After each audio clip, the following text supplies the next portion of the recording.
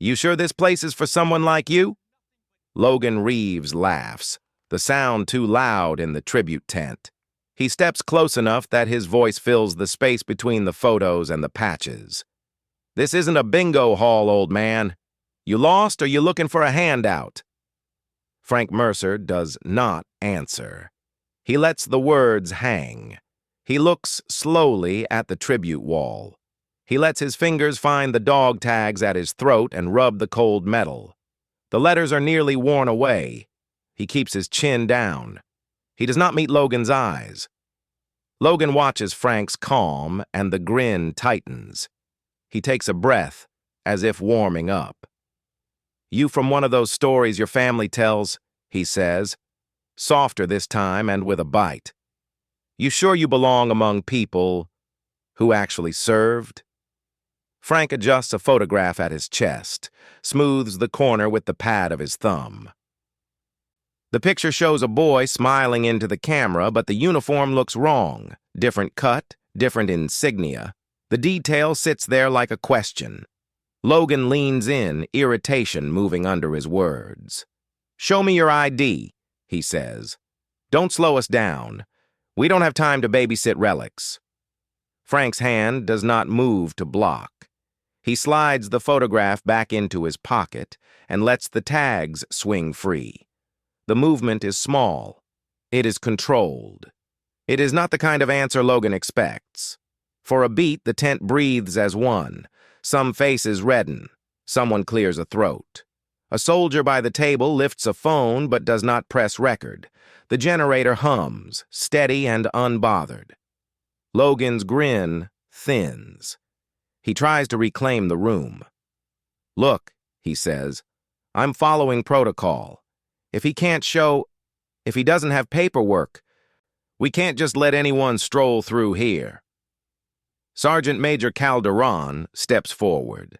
He walks with a kind of practiced quiet that makes people give space. His eyes scan Frank for a moment, then flick to the dog tags, then linger on the small, tarnished pin on Frank's lapel, an old unit pin hammered flat with years. Calderon's face changes when he sees it. He knows that pin. Reeves, Calderon says, low and controlled. Back off. Logan's jaw works. He straightens his shoulders and raises his voice, a challenge now. I'm just doing my job, he says. This man has no credentials on his person. If he isn't cleared, then he shouldn't be in a restricted area. Calderon looks at him the way a field commander looks at a recruit who has stepped too far. Hold position, he says. Keep it calm. Calderon brings the radio up to his mouth. Redwood Plains Command, this is Calderon at Sector 1. We have an incident at the tribute tent. I need a status on Frank Mercer. That is MER CR. Repeat, MER CR. Check his service record. The words cut across the tent. The hum feels louder now, as if the room has leaned in. Logan opens his mouth to say something more, to push his point, but the edge has gone from his voice. He shifts his weight, searching for a joke and finding none. Frank does not speak. He presses the dog tags between his fingers and lets the metal rub the same line over and over. The photograph in his pocket catches the motion, the boy's face peeking like a question that won't let him be small. A ripple goes through the crowd. Someone breathes the name, Mercer, like a small bell. Another soldier moves his phone and begins to record for real. There is static on the radio. Calderon listens. The reply comes back, clipped and formal. Copy. Checking now. Calderon's eyes narrow and then harden. HQ is checking his name. Do not let him leave. The sentence lands like an order thrown into still air. It changes everything in the tent. What had been a private insult becomes a watched situation, an institutional matter. Logan's bravado shrinks. He looks around the circle of faces and finds them not on his side anymore.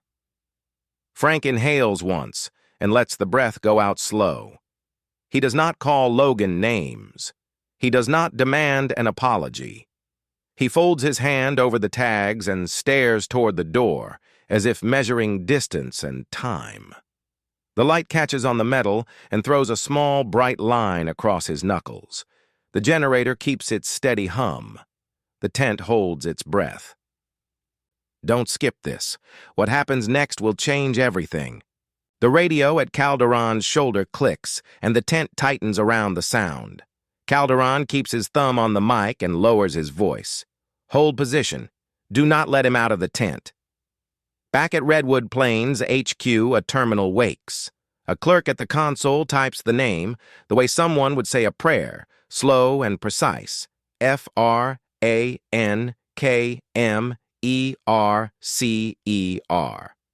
The database pulls a main profile and the screen fills with the headline detail before the rest of it loads. The clerk's hand hovers. He leans closer and speaks into his headset, quieter than before. Sir, you need to see this.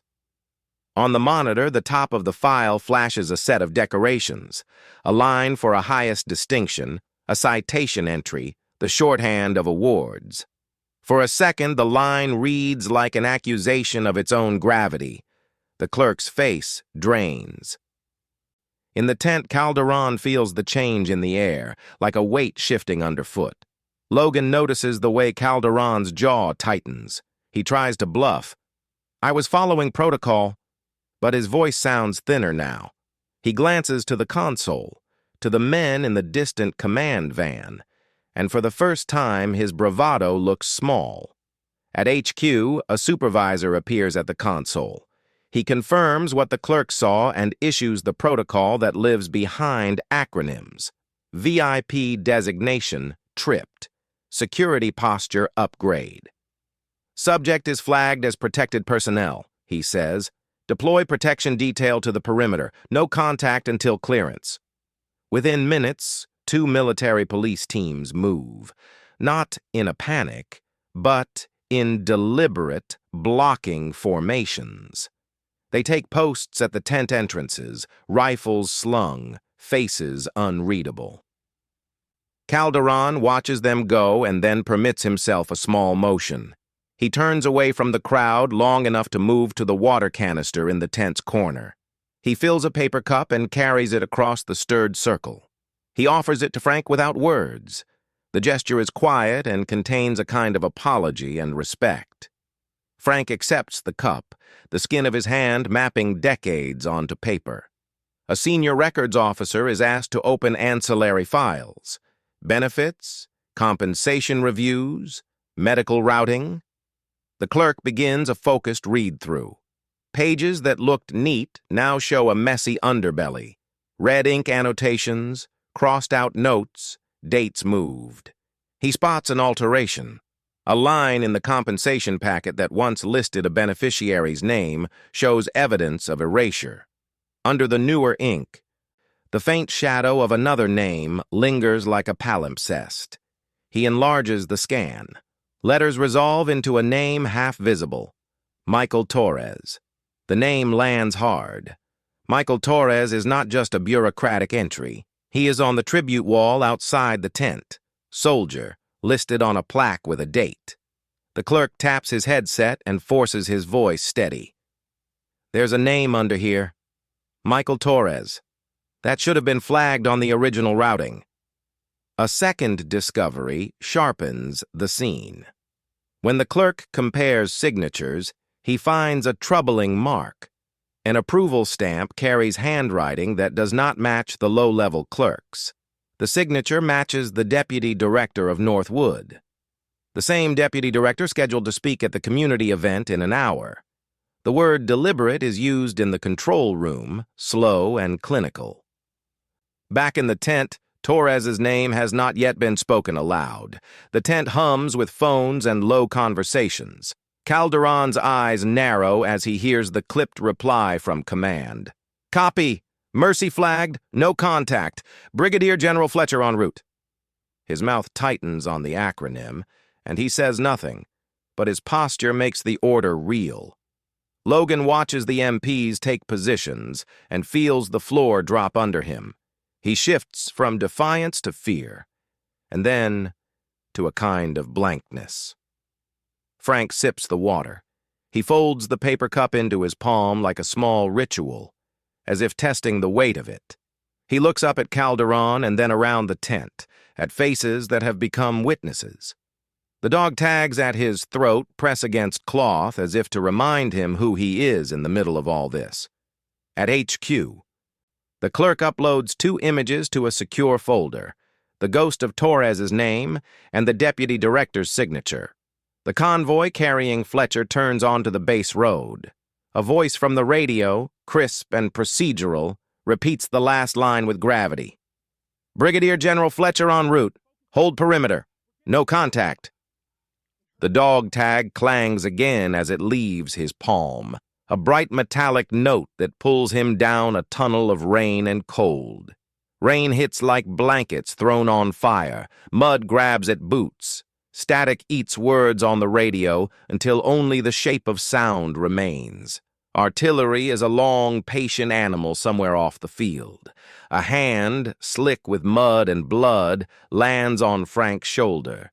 It is small and fierce. The young man's face lifts toward him, eyes wild and very present. His fingers close around something ridiculous for that place. A dog-eared paperback with a rocket on the cover, its corners soft from being read. The book is all wrong in the mud, and because of that, it is utterly, heartbreakingly true. A shout tries to cut the wind from the medevac ramp. "One more! We're leaving now!" The voice snaps like a rope and is almost gone under the rotor wash. The demand leaves no time for questions. The pressure of the moment is physical. It pushes at Frank's back. Frank looks at the young man. The kid's hand tightens the paperback until the paper quivers. Trust that Frank does not ask for. For a breath, the boy is only a county fair memory. Wide eyes, a laugh he has not yet lost. Nearby, another body is half buried under wreckage. A voice breaks, ragged with something like prayer and failure. "Torres is down! Torres! God! Torres is gone!" The name hits Frank with the force of a thrown stone. He knows that name like a scar. Torres had reached for Frank seconds before.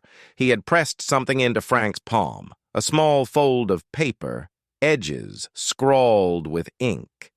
A photograph of a girl with braids, her grin thin as a coin. "For my sister," Torres had said, voice like gravel. The paper is a promise folded small enough to be carried in a fist. There is no time to be sentimental. The skids gape. Frank measures distance and wind, the slope of the mud, the angle of the lift. To try to take both into the bird is to gamble everything. The choice is a brutal, immediate geometry. Save one and risk losing two, or split and lose both. The shout from the ramp cuts into the space between him and action and forces the decision into a single, sharp moment. He becomes muscle and habit. He gathers the young man under his arms and drives him toward the ramp. Tracers stitch the air. The medevac hand reaches down and takes the man's arm. Fingers close. The ramp begins to close like a mouth. Frank pushes with everything. The young man scrambles, breathless and raw. A hand inside the bird yanks him up. The ramp slams. The helicopter bucks and rises, rotor blades slinging rain into a white roar. Frank watches the silhouette climb skyward and the world tilts. He turns. Torres lies where he fell, the photograph splayed on the mud like a small flag.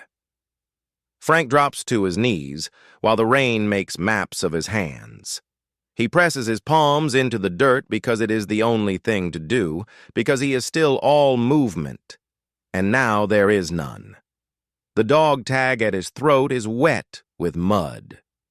He reaches for the small folded photo that Torres shoved into his hand, now gone from his palm and dirty with the field. He smooths the paper with fingers that have been doing hard work for longer than they remember. The token is a sliver of a life entrusted to him. It is a vow to someone he barely knew and a debt to someone whose name he cannot stop hearing. Sound narrows to the shallow business of breath and the distant thud of machines. There is no grand clarity, no neat moral sentence. Only the tally, one lifted into a chopper, one left on the mud, and a man who remembers both with the same weight. Rain thins to a gray mist. The medevac becomes a dot, and then nothing. Frank keeps his eyes closed a beat longer, letting the seams of the moment settle into him. When he opens them, the tent light is bright and wrong. For a split second, the figure at the doorway is not a brigadier general. It is the young man he pushed, haloed by the tent's light. The image resolves itself into a uniform and a rank, but the memory clings like wet cloth to his skin.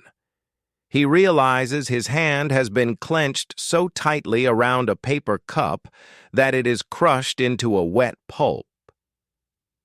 The cup gives beneath his fingers and spills cold water over his thumb. The sharp, ridiculous sensation of paper in his palm brings him fully back. Frank pushes himself up, shoulders heavy. The dog tag swings against his chest, a small, stubborn pendulum.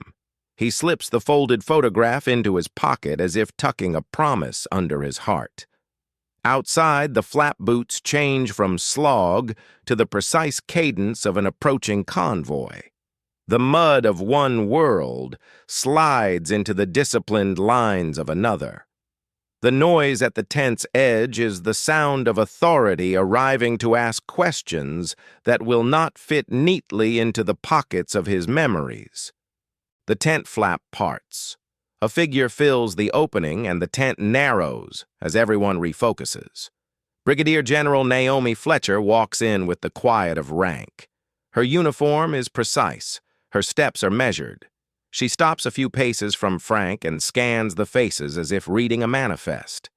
For a beat, there is only the hum of the generator and the soft rustle of canvas. Then she salutes. The salute is long and clean. Frank returns it, small and practiced. The motion lands in the space like a verdict. Phones drop. Conversation collapses into silence. Logan's bravado thins. The MPs at the entrances lock their shoulders into position. They make room for rank without glancing opinion into it. Only procedure. Fletcher does not need to fill the quiet. She looks to Calderon, then to the soldier holding the tablet. "Bring his file," she says, voice low and precise. The tablet flips. Fletcher reads without fanfare. The line she stops on is clinical but heavy. Medal of Honor. Recognized actions under fire that saved lives. The words are typed, but when she speaks them, it is like a tolling bell. The geometry of the room changes. What was an insult between a private and a visitor is now an incident under institutional light. Logan's face drains color. He tries to wedge humor back into his mouth. "Ma'am!" He starts. The rehearsed line of a man who thought he would need a comeback. Fletcher's eyes move to him, and without raising her voice, she steps close enough that only he hears. Her words are a blade in a calm hand. "Understand this," she says quietly. "We do not tolerate conduct that demeans service. If any evidence shows deliberate falsification of records, that is not only administrative, it falls under UCMJ review. You will be processed accordingly." The threat is not shouted. It is precise and cold. Logan's jaw works. He goes still in a way that shows he understands the reach of what has been invoked. Fletcher turns back to the tent. "This matter will be handled formally," she says to everyone now. "We will review records, interview witnesses, and if wrongdoing is found, we will pursue all appropriate actions." No public spectacle. No vigilante reprisals. Let process do its work. A young soldier by the table, the one who had his phone up earlier, steps forward. He is the first to break the silence in a different key. "Sir," he says, voice small but steady, "every soldier here owes him a thanks." The sentence settles like a rug across the tent. Heads nod. The words are not from rank or rhetoric, but from someone who watched the man stand and who felt the measure of that standing. Calderon meets Fletcher's eyes and gives a slight nod. She inclines her head just enough to acknowledge him, then addresses Frank. "Mr. Mercer," she says, "your record changes how we proceed. That designation requires a full administrative review and protection protocols. We will secure the perimeter and preserve all records." Her words lay a frame. This is not about spectacle or punishment first. It is about documentation, preservation, and the rule of law. The MPs straighten, checking positions. The command van door closes with a solid click. Logan opens his mouth once, then shuts it. The silence presses around him. It is a different kind of pressure than the one he tried to wield earlier. Fletcher waits, her gaze unwavering, letting the weight of the uniform code of military justice settle in the space between them. The tent holds its breath, waiting for a verdict. Outside, the convoy's engines roll closer. Inside, the tent breathes under the weight of what comes next. Official review, questions that will cut through claims and memories, and the slow, inexorable work of truth. Frank watches Logan's face as Fletcher's words settle like cold weather. The young man's posture sags, not in defeat exactly, but in the sudden recognition of being seen. Frank does not read the private's anger anymore. He reads something else, an echo of a boy he once tried to save. In his breast pocket, the folded photograph presses against his ribs, a small weight he has carried for decades. He feels it now like a ledger, a life kept, a life lost. The name Torres scrapes behind his eyes. For a moment, the tent is simply a place where history and present collide. Frank breathes in and lets the memory fold into the now. He remembers mud in his palms, the paper Torres had shoved into his fist, the way a medevac ramp had slammed shut on a life he could not lift. That memory is not a story he tells for effect. It is the reason he is here. Standing where he stands. If he walks away and lets punishment be only punishment, he will carry another absence. If he steps in, he can offer a path that looks like repair. He steps forward. His voice is not loud. It is the voice that has carried commands and comforts through storms. "Listen," he says, and the word is not an order, but a gateway. He keeps his gaze on Logan and then on Fletcher. He speaks 3 lines, each measured and final. Sit and hear what you don't yet know. Make it right with work, not with shame. I'll stand where I can, witness, point the truth, help set the path. The lines land like tools set on a table. They do not claim authority he does not have. They do not assume he will run the course. He offers himself as a participant in the remediation, not as a replacement for command.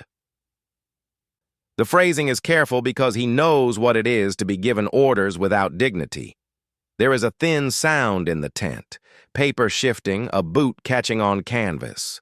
Logan looks at the ground. He looks at the MPs. He looks at the men and women who had leaned forward when Fletcher spoke. He looks finally at Frank, and for the first time, he is looking at a real person who has been more than rumor. The pull of ego tugs at him. He rehearses a refusal. "I didn't mean—" The words feel small and useless in his mouth. He breathes. He takes a hand from his belt and flexes his fingers. He glances at the folded photograph Frank keeps tucked away and imagines the cost in a face he cannot forget. The flash of Torres in Frank's memory makes the corrective suddenly intimate, not abstract. Logan closes his hand once, then unclenches it. He shakes his head as if shaking off an old posture. He lifts his chin. "I'll do it," he says finally. The words are rough. They are real. They are the first honest thing to come from him since he stepped into the tent. Frank lets the statement land. He does not rebuke, he accepts the price of repair. He steps closer, and with a small, deliberate gesture that is more invitation than command, he taps the bench beside him, patting the wood once as if to make room. "Sit," he offers, voice soft. "Start by listening." Logan moves, awkward and honest. He sits, shoulders stiff but not defiant. The tense light shifts. The warmth of human breath and wood replaces the cold brass of insult. Calderon nods to a clerk, who opens a logbook and pushes it forward. Names will be recorded. Steps will be scheduled. The mechanic of correction begins to click into place. Fletcher watches with the attention of someone who understands how small choices add into larger consequences. "We will set this as corrective training and community remediation under supervision," she says. Precise. "Mr. Mercer will be listed as a witness and a participating mentor. All actions will be documented."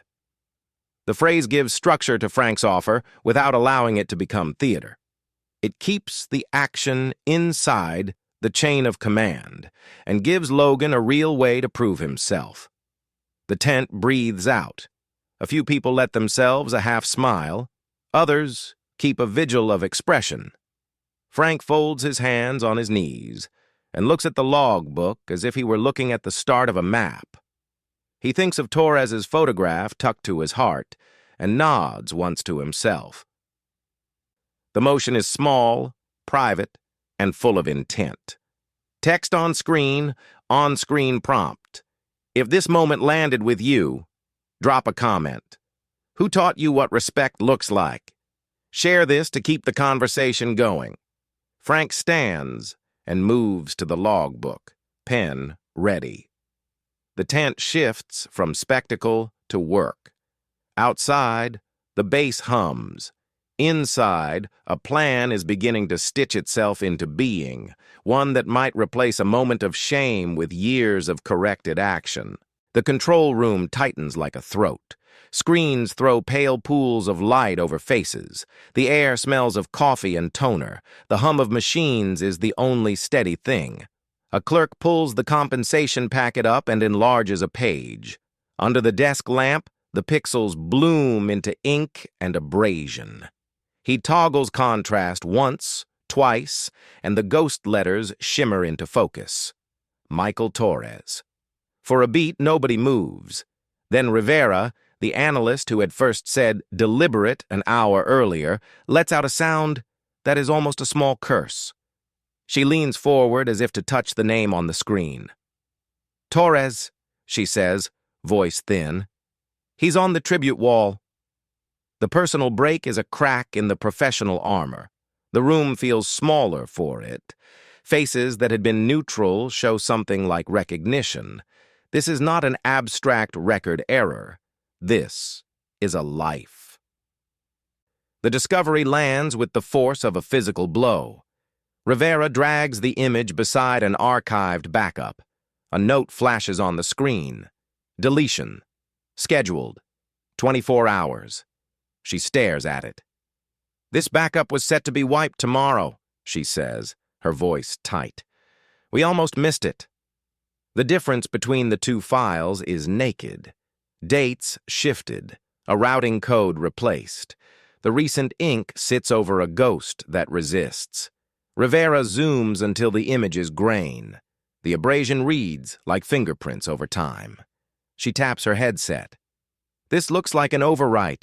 Someone masked the original beneficiary." The supervisor points to a different screen. "Pull up Northwood's signature from his last performance review." Two signatures appear side by side, the loop of the N, the sharp downstroke of the D. They are identical. The confirmation hits even harder. The signature is not a mystery scribble. It points to a person with motive and access. That person is scheduled to speak at the event in less than 2 hours. A cold line runs through the room. Rivera's hands go a little still on the keyboard. Deputy Director Northwood's terminal shows elevated access to this packet last month, she says. And there's an anomalous log entry. A data integrity wipe was run from his terminal just seconds after the file was closed. He tried to cover his tracks. Her voice flattens at the last word. He's good. They watch the access trail unfold. Logins from an elevated account, a window of activity late at night, routing edits at odd intervals. Someone with privileges. Someone who could rewrite a line and then try to hide the script. The pattern is surgical. Now, the room senses the counter-threat. Northwood is not just a passive institution. It has agents who know how to make evidence vanish. Rivera leans back and swallows. They tried to scrub it, she says, but they left skin in the grain. Protocols slam into place, but the mood is different. Tense. Wary. The supervisor looks at the screen and then at his watch. He speaks with the economy of someone who knows escalation costs. Secure everything, freeze file, preserve backups, no network writes, notify, legal. Rivera's fingers move to isolate the timestamps that matter. The analyst beside her opens a side window and pulls the access heat map into the center monitor. A pattern emerges. Access from a privileged node, then a short window where the file was changed, then the failed attempt to clear all audit trails. A slow anger animates the room now, less the procedural kind and more human. Rivera taps the screen and the name Torres stays there, pale and impossible to ignore. If that name was on the wall, she says, then someone tried to erase the memory of a soldier we all honor.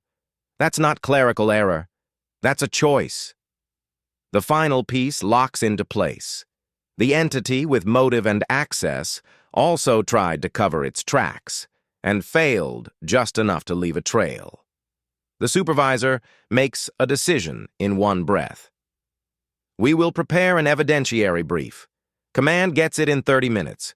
Bring me a sealed copy, logged and time-stamped, and tell legal they have 48 hours to prepare for an emergency administrative hearing.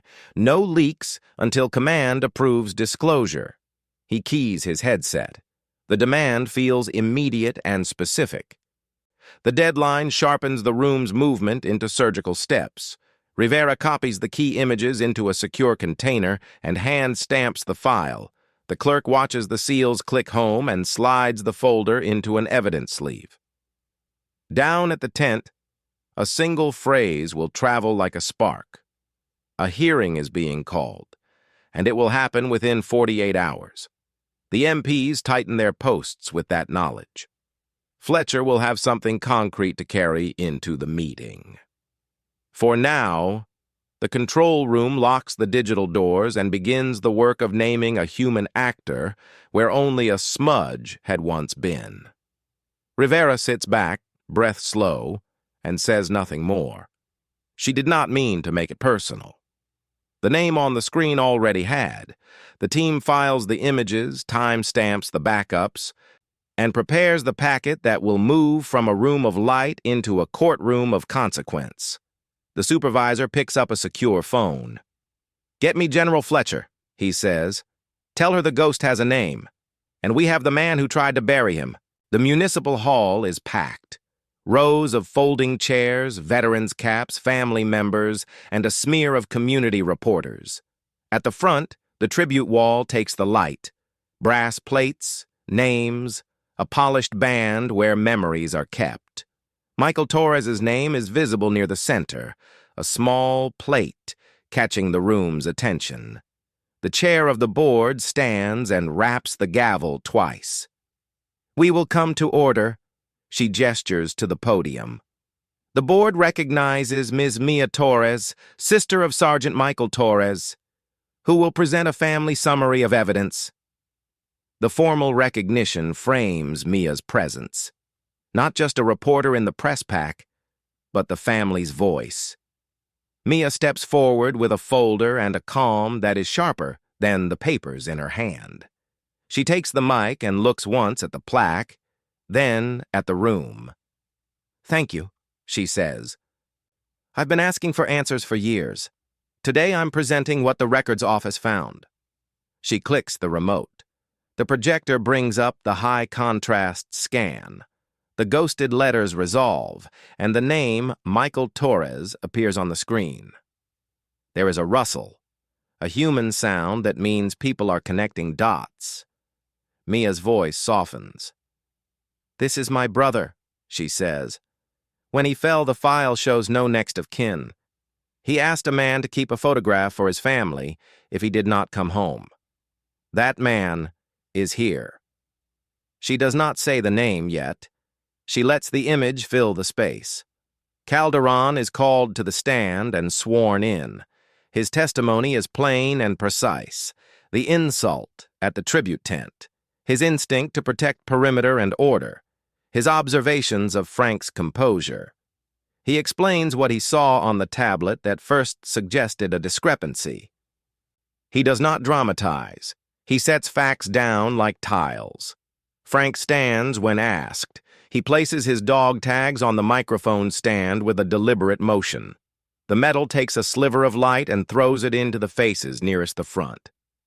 He reaches into his breast pocket and brings out a small, folded photograph. He holds it gently between two fingers, as if it might break.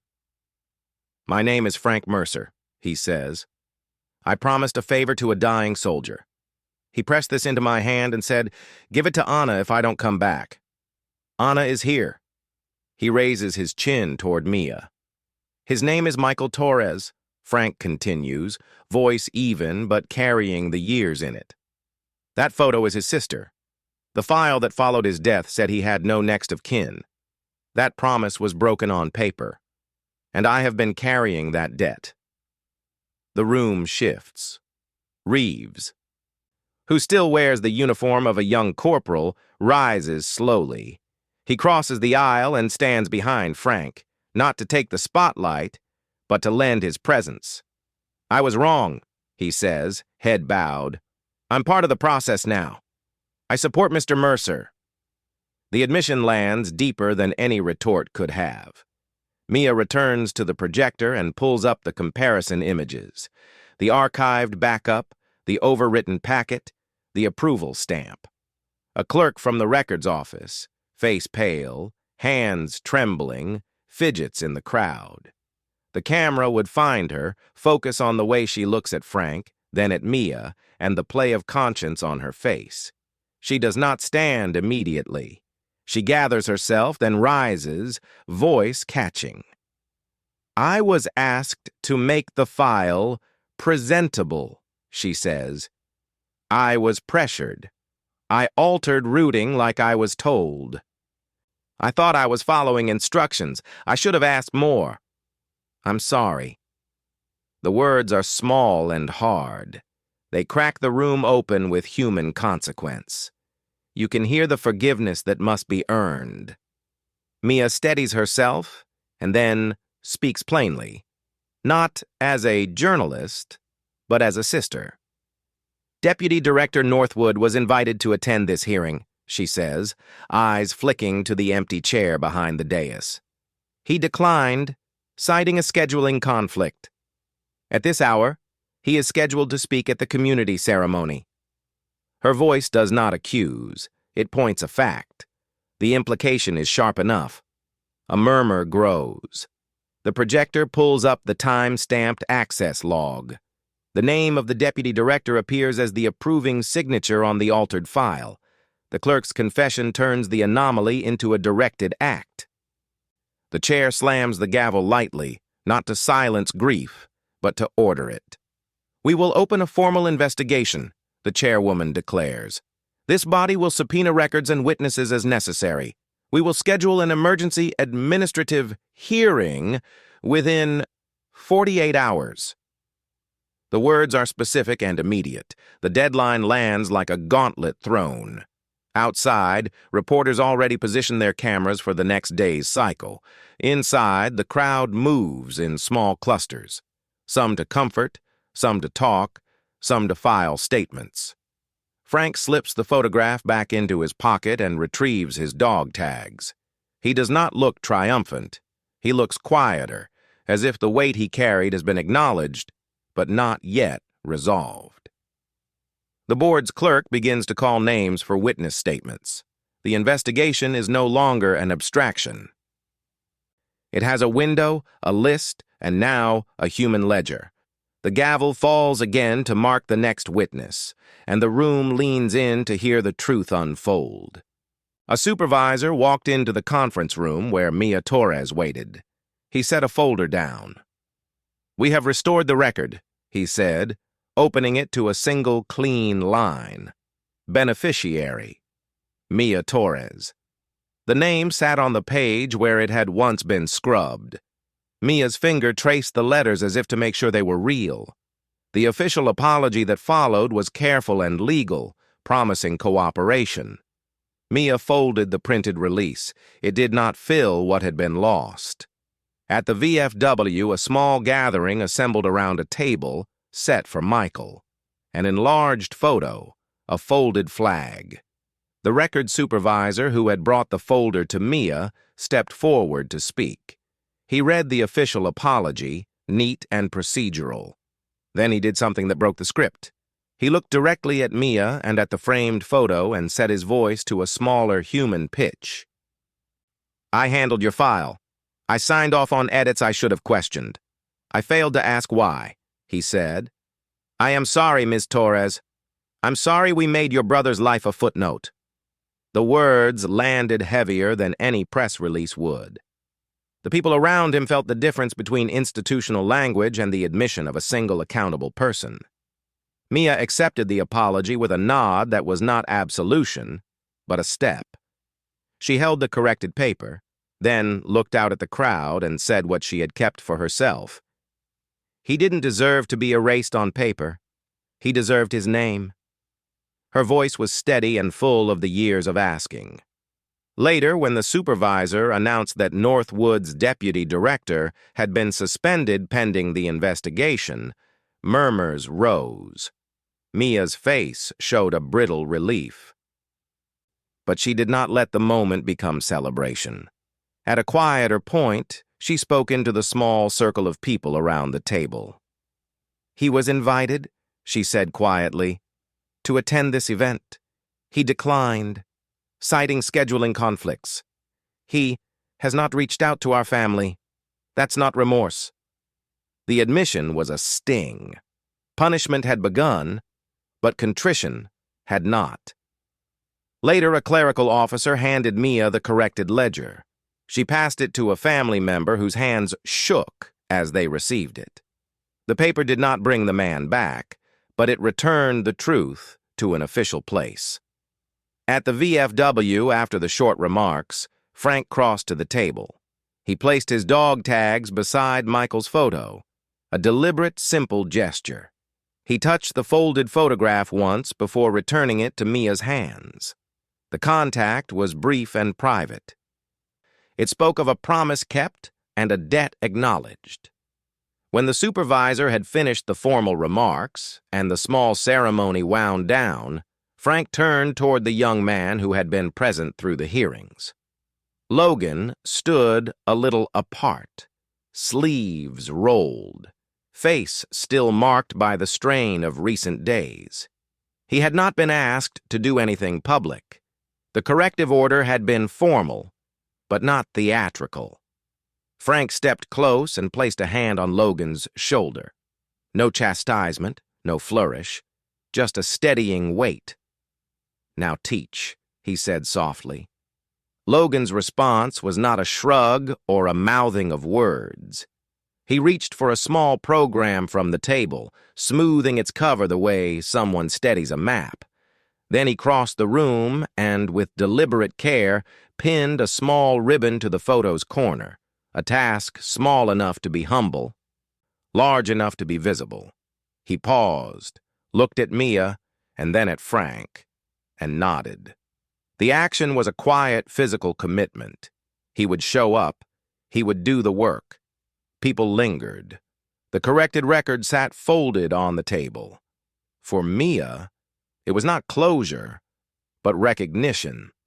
Inside, there had been a small, hard repair.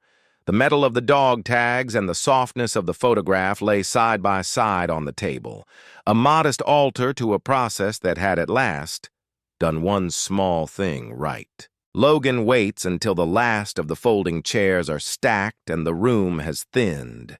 He moves through the lingering small groups with the awkwardness of someone whose hands still remember how to brace for a fight. He finds Frank by the table where the dog tags lay and stops a pace away. Not because he wants orders, but because he needs a way into what comes next. "Mr. Mercer," he says, voice low, "I'm sorry. I don't know how to make this right." The sentence is honest in a way rehearsed apologies are not. He does not ask what form the punishment should take. He asks what it means to try and be better. How do I approach this? How do I change what I've done? Frank looks at him the way an old man looks at a map he has walked a long time. He does not offer a program or a schedule. He speaks as someone who knows the work is done in small increments and quiet decisions. "Listen," Frank says. "Listen, and then do the work. That's how you make it right." He slides the small photograph across the table and then tells a story not about glory, but about detail. A simple image to shape a lesson. "Torres loved that battered paperback," Frank says. "He said he wanted to see a rocket land on the moon. He'd joke about postcards from the moon. One day he told me something that stuck. It ain't getting there that matters most. It's doing the math, doing the work so you've got a chance." He kept reading and doing the work. Frank taps the dog tags, not to own them, but to point to their meaning. That's the lesson. Aim at something with care. Do the work. That's respect. Logan nods. The idea landing like a tool in his hands rather than an order. He reaches into his pocket and brings out the tiny scrap he had kept, the torn corner of Torres's photograph. He offers it to Frank. "I kept this after you dropped it," he admits. "I didn't know what else to do. Now I know it should remind me why I do this." Frank presses the scrap into Logan's palm. "Good," he says. "Keep it. Let it remind you to show up." The corrective program the base has ordered is run by Logan's NCOs. Formal drills, duty rosters, documented community service. That structure provides the bones. He meets Logan in the margins, after a drill, over a coffee at the VFW, on the walk between the training hall and the memorial. There he tells short, pointed stories from a life that learned from mistakes, and he nudges Logan toward the small, daily practices that turn apology into habit. The montage that follows is quiet and practical. Logan shows up at Reveille to help lay out chairs for a memorial cleanup. He sweeps around plaques while an NCO runs through formation drills. He stands in a training hall while a sergeant coaches recruits on salutes and protocol. Frank sits nearby with a thermos, answering one recruit's question about a name, telling a small anecdote that is more human than manual. Not everything is steady. One afternoon, Logan approaches a veteran known for bluntness, an old sergeant who lost a buddy in a different war. Logan tries to offer an apology and a promise, and the man closes his eyes and says flatly, "Save your words. Prove it." The veteran turns away. Logan's first impulse is anger or protest. Instead, he breathes, nods, and says, "I'm here to listen, sir." He waits while the veteran steadies himself, then returns later with a bucket and a scrub brush and begins cleaning the plaque at the man's feet. The veteran watches him work in silence. Later, he claps Logan on the shoulder, a small, reluctant recognition. Those small failures mark the arc. Frank is beside him, but not doing the drills, telling instead a tiny parable about Torres and the rocket, about how the boy read every page because he wanted the chance to aim right. "It's not about being forgiven all at once," Frank says to Logan. "It's about being trusted back a little at a time." Weeks fold into a set of habits. Logan helps younger recruits pin remembrance ribbons to a freshly cleaned memorial plaque. He walks a new volunteer through the steps of documenting a veteran's story.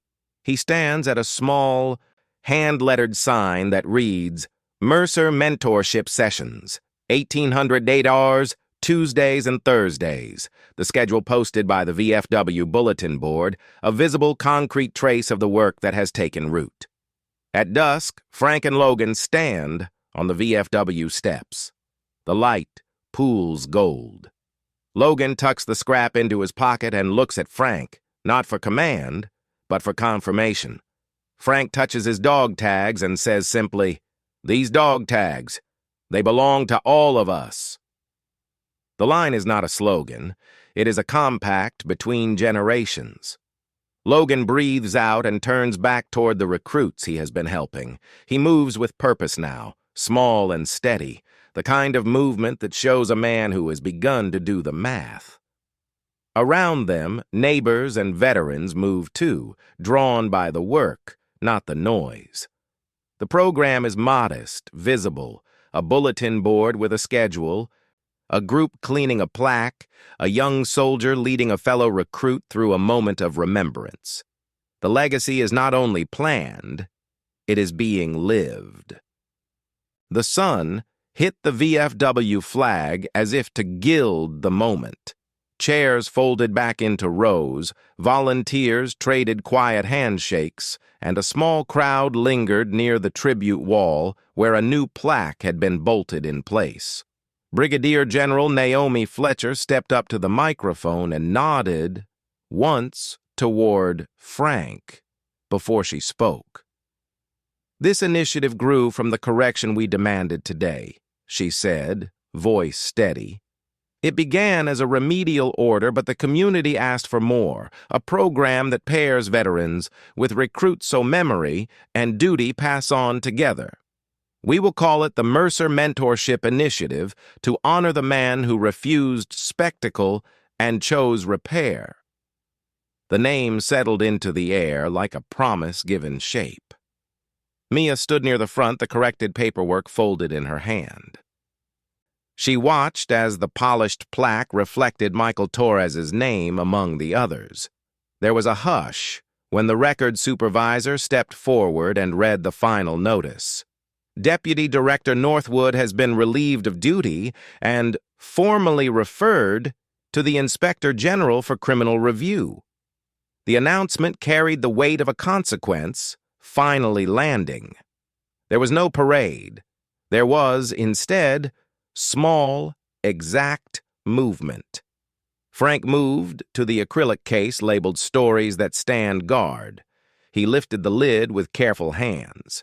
Beside a clean photograph of Michael Torres, he set his dog tags down, one after the other, metal settling on glass. The tags caught the light and threw back a thin, honest glare. He did not step away and leave it at ritual. He turned to Logan, whose uniform sleeves were rolled and whose face had lost some of its hard edges. From inside his jacket, Frank drew a small brass token, rounded and worn at the edges, stamped faintly with the letters MM. It was not a medal. It was not a command. It was a token of trust. "Take it," Frank said quietly, holding the token out. "Keep showing up. When you steady another man, you're doing what we just made official." His fingers brushed Logan's as the coin passed from one palm to another, an unceremonious transfer that felt like an oath. Logan closed his hand around the token. He looked down at the dog tags in the case, then at the photograph of Michael. He slid the torn scrap of Torres' picture from his pocket and placed it beside the tags in the case, a quiet restitution. Peace returned to whole. The gesture spoke more than a speech could. Names are restored, memories are kept, debts acknowledged. Around them, veterans and neighbors moved with small rituals. A man placed a single flower at the plaque, a recruit helped fix a new ribbon. Mia folded the corrected record and tucked it gently into her folder. The deputy director's dismissal hummed at the edges of conversation, but the center held this simple work of repair. Frank watched Logan stand a beat longer, token tucked in his palm. He allowed himself a rare smile, one that was not triumph, but quiet satisfaction. Things had been set in motion that could outlast both of them. Frank's dog tags lying flat under the acrylic. Torres's photograph beside them, Logan's fingers curled around the brass token, and that torn scrap laid near the display. Three objects that connected past, debt, and promise. The image held metal, paper, and a small coin, proof that names had been kept and that a new duty had been taken up.